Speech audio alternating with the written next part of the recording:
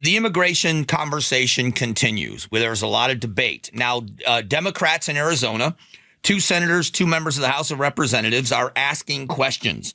Senators Kelly and Gallego and Representatives Stanton and Ansari demand answers from DHS and ICE after the arrests at Phoenix Immigration Court.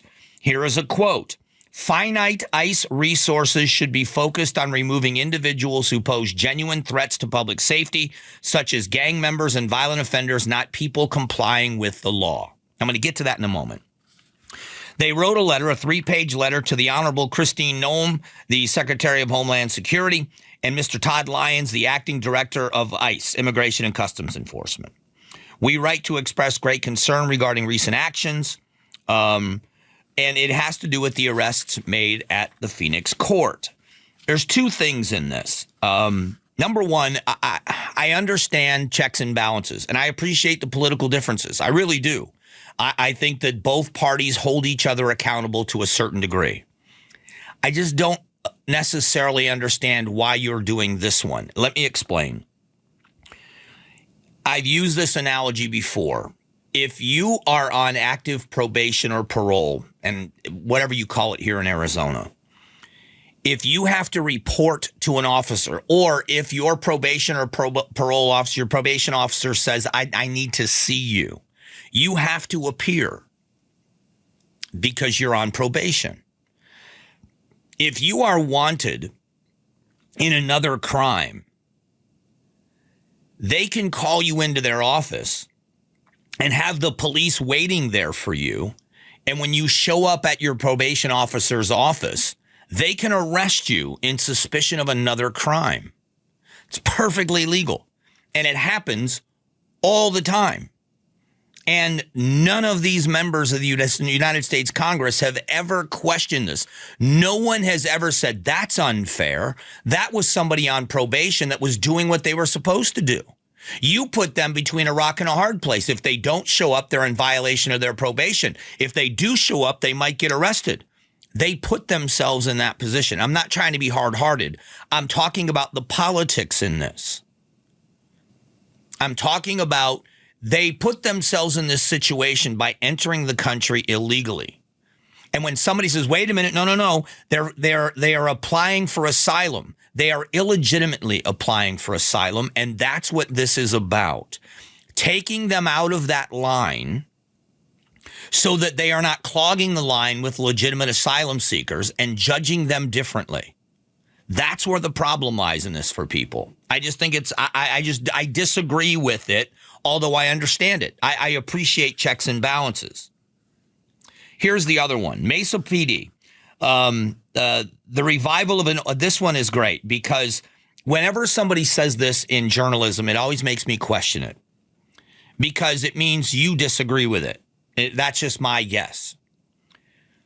The revival of an old controversial immigration enforcement program is drawing sharp criticism. It's called 287G. And basically lets local law enforcement act as immigration officers in certain situations. 6 Arizona law enforcement agencies have signed up, including Mesa Police. Why is it controversial? What's controversial about it? It's because it's immigration enforcement. It was used during the Obama administration, by the way.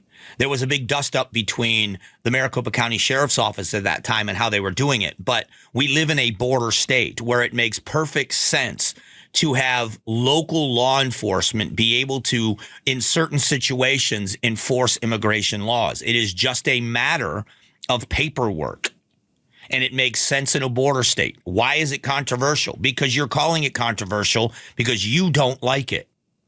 That's the part of this that gets me. You called it controversial, not me, not a lot of other people. But the idea is, I would name another situation, and this is where I love these conversations. I would hope that maybe somebody would like to have it. Name another federal agency that works with local law enforcement where it's considered controversial. Name one. When alcohol, tobacco, firearms, and explosives does an operation, they employ the use of local law enforcement. Is that a problem? Of course not. When the DEA is doing drug interdiction, if they use local law enforcement, is that a problem? Absolutely not.